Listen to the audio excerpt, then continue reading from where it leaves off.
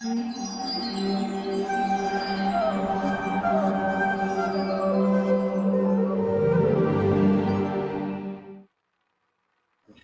हरे हरे, हरे राम राम राम हरे। ओम अज्ञानतिमिरान्धस्य हरे प्रणाम। हरे कृष्ण सबको। ओम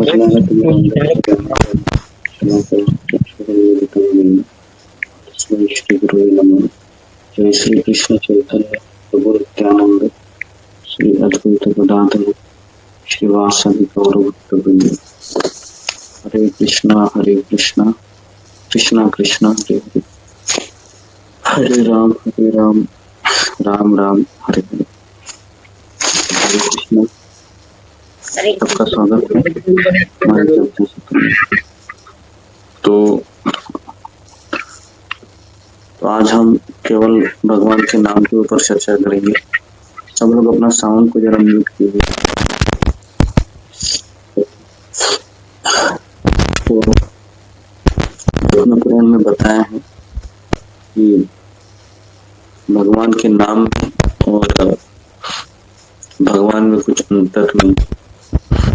तो इसके लिए हम देखते हैं कि कलयुग में जो लोग हैं वो इतने आलसी होते हैं, इतना कम बुद्धि के रहते हैं कि वह ना ध्यान लगा सकते हैं, ना यज्ञ कर सकते हैं, ना भगवान की ठीक से पूजा कर सकते हैं। तो उसके लिए कलयुग के लोगों के लिए भगवान ने आत्म साक्षात्कार के लिए ये हरे कृष्ण महामंत्र का जप करने का विधि दे दिया। इसलिए हम देखते हैं कि जितने भी धर्म हैं, चाहे वो सिख धर्म है या मुसलमान धर्म है, हिंदू है, सारे धर्मों में भगवान के नाम की सिफारिश की गई है। तो मुसलमान लोग भी अल्लाह नाम लेते हैं। अल्लाह, तो अल्लाह शब्द का अर्थ है हे सर्वशक्तिमान भगवान। तो भगवान का नाम में ही इतनी शक्ति है, जैसे चैतन्य महाप्रभु दूसरे श्लोक में कहते हैं कि नाम नाम कार्य बहुधा निज सर्वशक्ति स्तत्रार्पिता निमित स्मरणेन काल। तो भगवान के नाम में इतनी शक्ति है कि हमारे जितना भी पिछले जन्म के जितने भी पाप कर्म हैं उससे निकल सकते हैं। तो इतना शक्ति है भगवान के नाम में। लेकिन इतना शक्ति होने के बाद भी भगवान का नाम लेने में संकोच होता है, क्योंकि हमें रुचि नहीं है या हमें भगवान का नाम कड़वा लगता है। जब तक हम अपने हृदय को नहीं करेंगे तब तक जो भगवान का नाम है वह कार्य नहीं करेगा। तो इसके लिए असली भक्ति है वह भाव भक्ति के स्तर पर शुरू होती है। जैसे हमने देखा कि 3 प्रकार की भक्ति होती है। एक है साधना भक्ति, भाव भक्ति, प्रेम भक्ति। तो भाव भक्ति के स्तर पे असली भक्ति शुरू होती है, जब अनर्थ हृदय से निकल जाते। तो इसके लिए कई सारे साधु संत भी आप देखोगे या शुद्ध भक्त देखोगे भगवान के, तो भगवान के नाम का ही सिफारिश किए हैं।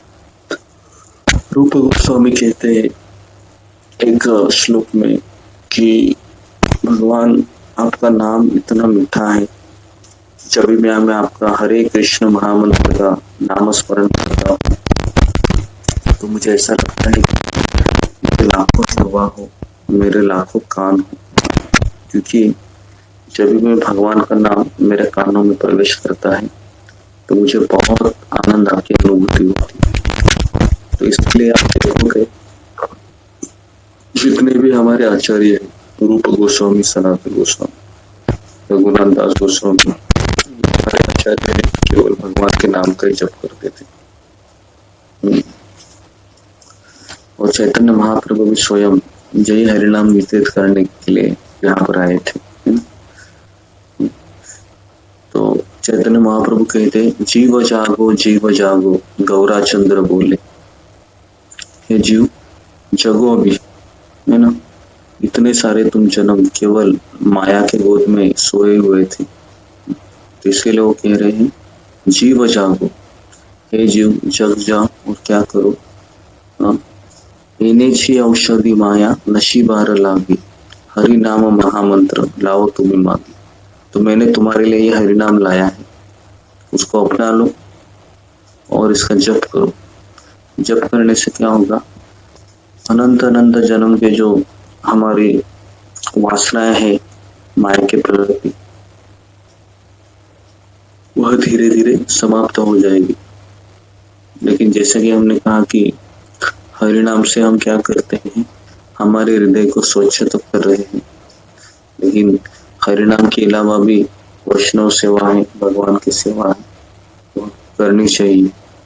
सेवा भी करनी चाहिए और भगवान का नाम का जप भी करना चाहिए। तो शिष्टाष्टकम के पहले श्लोक में हमने देखे थे कि चेतो दर्पण मार्जन, जब तक चेतना में जो दर्पण है, दर्पण मतलब आईना, जब तक आईने में धूल है तब तक हम अपने आप को देख नहीं सकते। उसी प्रकार से हमारी चेतना में ये गंज लगा हुआ है। जितना हम इस संसार में भोग के प्रति आकर्षित होते हैं, उतना ही हमारा चेतना पे ये धूल है वो बढ़ती जाती है। तो इसके लिए कई बार ऐसे होता है कि साधना भक्ति करते समय भी हम जप करने के बाद भी अलग अलग इस भौतिक सुखों के प्रति आकर्षित होते हैं। क्यों होते हैं? क्योंकि हमारा आदत है, वो हमारे स्वभाव ही वो बन गया है।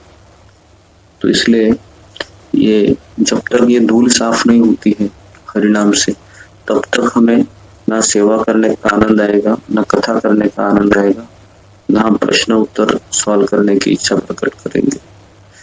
तो उसके लिए हमको हरिनाम प्रभु से प्रार्थना करनी चाहिए। ये भगवान का नाम एक हरिनाम प्रभु है, तो उनसे प्रार्थना करनी चाहिए कि मुझे आपके नाम की रुचि प्राप्त कीजिए, मुझे आपका नाम के प्रति आकर्षण दीजिए, ताकि मैं हमेशा आपका नाम है वो लेता रहूं, लेती रहूं। तो उससे क्या होगा, कि जो काम क्रोध लोभ मद मोह मत्सर है वो चला जाएगा। जैसे ये एक दिन में चला जाएगा, एक दिन ऐसा होगा कि वैष्णव भगवान से चला जाएगा, तब जाके हम शुद्ध नाम ले सकते हैं। और शुद्ध नाम भी भगवान देखेंगे कि इतना गंभीर इतने सालों से आ रहा है, सालों से आ रही है, लेकिन भगवान और एक चीज देखते हैं, भले हम रेगुलर क्यों ना हो, इसका रवैया कैसा है, इसका एटीट्यूड कैसा है, इसकी मनोवृत्ति कैसी है, या इसकी मनोवृत्ति दास बनने की है या स्वामी बनने की है, ये भी भगवान देखते हैं। उसके बाद भगवान हमको शुद्ध नाम देते हैं। उसके लिए ये शक्तिशाली जो प्रभुपाद जी ने दिया है। प्रभुपाद जी सुबह उठते थे तो वो पहले अपने किताबों का अनुवाद करते थे और फिर देने के बाद वो भगवान के नाम का जप करते थे। और प्रभुपाद को इतना विश्वास था हरिनाम के ऊपर कि अमेरिका में स्क्वायर पार्क में केवल कीर्तन किए वो और सारे हो गए। तो इस इतना पावर है शुद्ध भक्त के मुख से जब हरि नाम निकलता है। तो इसके लिए हमें हमेशा प्रभुपाद जी का टेप रहता है, मिलता भी है, वो उसको हमेशा घर में लगा के रखना चाहिए, जिससे हम प्रभुपाद की आवाज से हमारे हृदय को बंद हो जाए। तो इसके लिए चेतो दर्पण मार्जन, जब तक हमारा मार्जन नहीं होता है, गंदगी साफ नहीं होती है, भगवान के नाम में आनंद नहीं आएगा, कथा में आनंद नहीं आएगा, सेवा में आनंद नहीं आएगा। तो रोते रोते हमको भगवान से प्रार्थना करनी है, हरिनाम जप करना है कि हे कृष्ण, हे राधा रानी, हे भगवान की शक्ति, मुझे आप भगवान की सेवा में लगाइए। तो ये हरिनाम, ये जो हरे कृष्ण मंत्र का यही अर्थ है। तो हम जब करते हैं तो हम भगवान से सेवा मांगते हैं, मुझे सेवा दीजिए, सेवा दीजिए। और हमारे यहाँ पर बहुत कम लोग हैं जो सेवा करते हैं। सेवा भी करनी चाहिए, बहुत आवश्यक है, क्योंकि हरे कृष्ण मंत्र का अर्थ ही है कि मुझे आप सेवा प्रदान कीजिए। तो इसके लिए हमको हमेशा भगवान से प्रार्थना करनी चाहिए कि मुझे आप सेवा दीजिए, क्योंकि वैकुंठ में हम जाओगे तो वहां पर भी सेवा ही करनी है, लेकिन वहां पर हम हमारे स्वरूप स्थिति में सेवा करेंगे। जैसे हर एक व्यक्ति का एक स्वरूप है, उसका एक शरीर है सच्चिदानंद में, लेकिन हम भूल गए अभी, इसके लिए हम इस माया के चक्कर में काट रहे हैं ना। तो इसके लिए जप करते समय हमको कैसे जप करना चाहिए, तो जिस तरह से बच्चा है रो के अपने माँ को पुकारता है, और जो द्रौपदी ने जिस तरह से भगवान को पुकारा था, ऐसा हमको जप करना है। पूरी शक्ति, पूरी ताकत हमको जप में लगानी है। नींद आए तो हम खड़े होना है, उठना है, जप करना है ना। अगर हम बीमार है तो थोड़ा सा रेस्ट ले सकते हैं, ऐसा गाड़ी में टेक के भी आप जप कर सकते हैं। अगर बीमार है, अगर आपका सर दर्द हो रहा है, कोई भी तकलीफ है, तो आप थोड़ा सा रेस्ट करते हुए भी आप जप कर सकते हैं। तो इसके लिए ये जप करना बहुत जरूरी है ब्रह्म मुहूर्त में। और कई सारे लोग हैं, जैसा मैं देखता हूँ कि हमेशा 30-35 लोग जप टॉक सुनने के लिए आते हैं। उनको सुनने की इच्छा तो बहुत है, तो जितना हमको सुनने की इच्छा होगी तीव्र, उतना ही हमारा ये हरिनाम के प्रति जो हमारी जो आकर्षण है वो बढ़ता जाएगा। इसके लिए ये हमको भगवान के नाम की महिमा को सुनना चाहिए। रामायण में भी हम देखते हैं कि भगवान का नाम है वो ज्यादा शक्तिशाली है। हालांकि वो के बाद हम देखते हैं कि प्रहलाद महाराज भी सत्ययुग की बात थी, वो भी भगवान का नाम लेते हैं। तो इसके लिए भगवान के नाम की सिफारिश हर युग में की गई। तो इसके लिए कली संतरण उपनिषद में भी यही चीज बताई है, हरेर नाम नामाय केवलम कलौ नास्तेव गतिरन्यथा।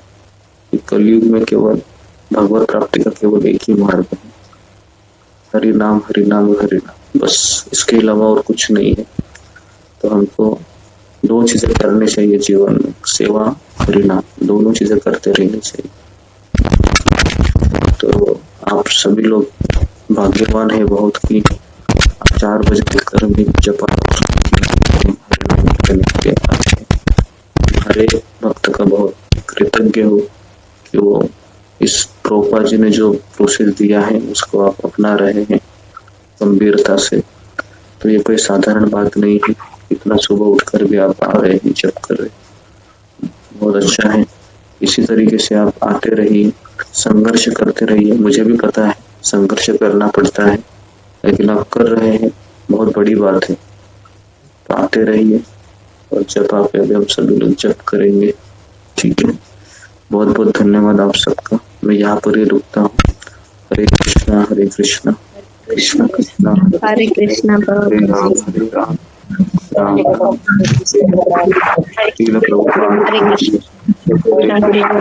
हरे कृष्ण गुरु